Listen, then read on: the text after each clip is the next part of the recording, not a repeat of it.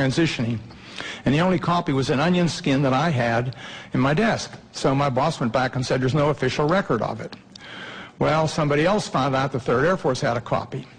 Well, Pete Bent, a good personal friend of mine, was the acting 3rd Air Force commander, called me and he said, "Hey, Chuck, I've got a copy of this memo. We're going to have to release it." I said, "Please, burn it. Your life and mine will never be the same. You and I don't need this." Well, need I say more? The tape came out, unbeknownst to me. The memo came out, and a lot of publicity. But the event certainly happened. Now, some things have happened since then. I was very innocent at the time and believed what I was told. I asked the OSI if they had an interest, and I was told, "Oh, no, not at all." Wrong. I found out later that the airmen were, how shall I say, pretty harshly interrogated that were involved. I have never been debriefed. I also found out later that the tower operator, both the tower operators at Bentwaters saw an object and picked it up on their Bright 2 radar and watched it. I found out that the tower operator in the weapons storage area actually saw something, as did a command who was working there, and saw it go down into the forest near us. And also several other people around the base saw it. It's kind of interesting. What did we see?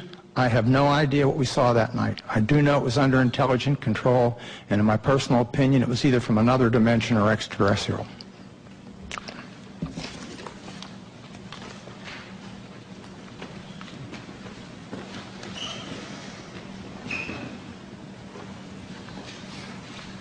Good afternoon. My name is Jerome Nelson.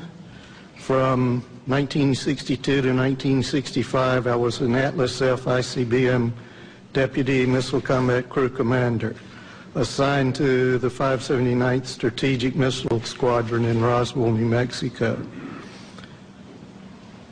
Sometime during the winter of 1963 through 1964, while I was on alert duty in the Launch Control Center at Atlas Site 9 west of Roswell, my topside security guard called me on the telephone and reported a bright light that is a fully illuminated round object was hovering silently over the missile silo and shining a light down onto it. I could tell that he was serious, and his voice revealed he was very frightened. After perhaps 5 minutes, the object left the vicinity. Even before it left, I called the base command post at Walker Air Force Base and reported the incident. I was concerned the object would somehow sabotage the missile.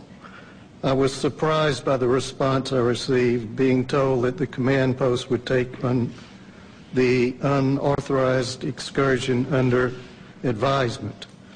I was never debriefed by my commander or anyone else, which I found quite puzzling and frustrating. Over the next month or so, this type of incident occurred several more times while I was on duty at Site 9. I would estimate the total number as more than 3, but fewer than 10. On each occasion, I would call the command post, but each time my report was met with the same apparent indifference. During each of these incidents I witnessed, the guard would call the Launch Control Center and report the UFO. Several guards were involved over time and were all obviously frightened by the object hovering over the site. Their voices were actually trembling. Because of my duties in the Launch Control Center, I could not go topside and look at the objects myself. Only decades later I learned that at least one missile facility technician, Bob Kaplan, had been ordered to report to the Office of Special Investigations on base and make a report about the similar incident he had witnessed at Site 9 during the period. At the time, this development was kept from me and my missile commander. I do not know whether anyone else was interviewed by the OSI, but I wasn't. That's my report.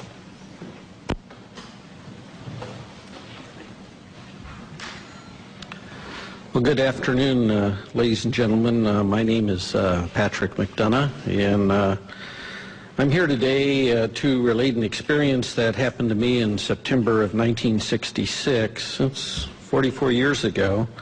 But that experience was so significant, it was basically burned in my memory. I haven't forgotten about it at all. But I am getting older, and I did want to put this experience and relate it on the record.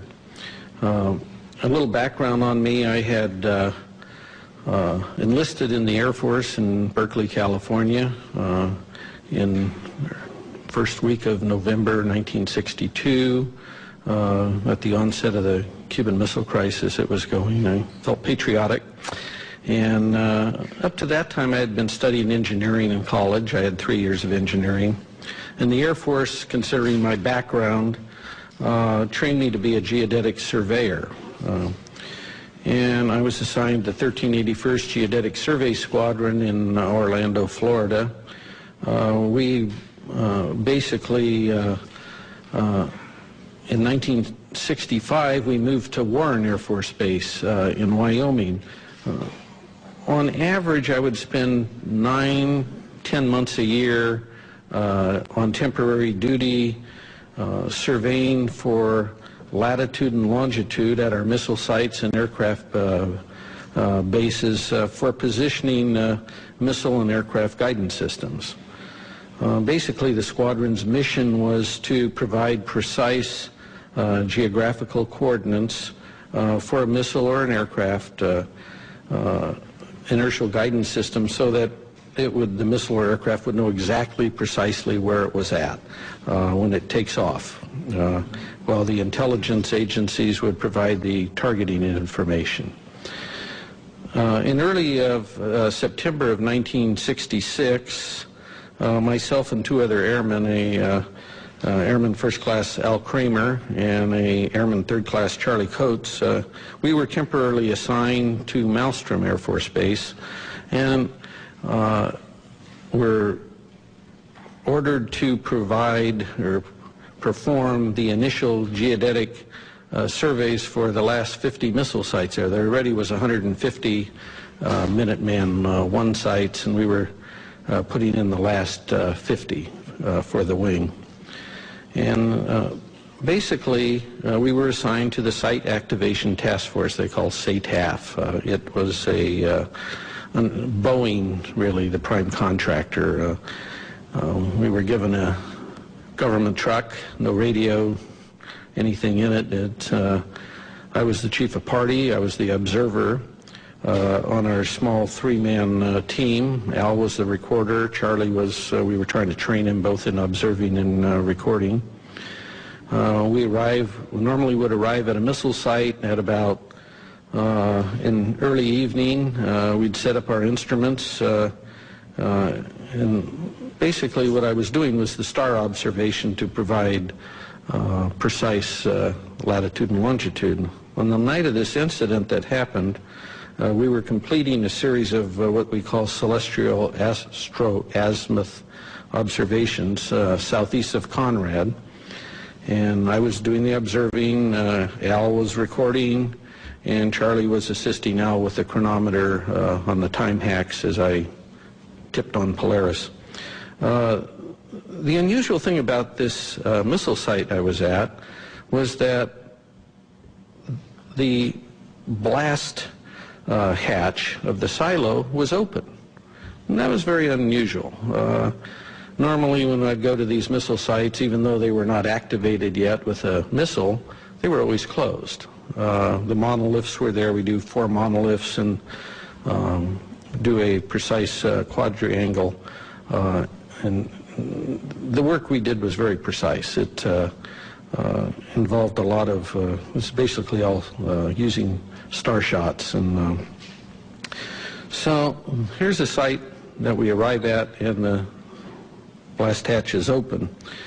And we're nearing completion of the star observations. We had been to the other 3 monoliths, and I was at the monolith at the next to the hatch. And it was probably about 1:30, and a unidentified flying object came from the north and stopped right over us. I would say it was Well, probably about altitude of 300 feet or so, maybe a little higher. It's a little hard to tell in the dark. It was round. It had, I would estimate its diameter at about 50 feet, kind of like a pretty large, you know, like a wingspan of a B-52.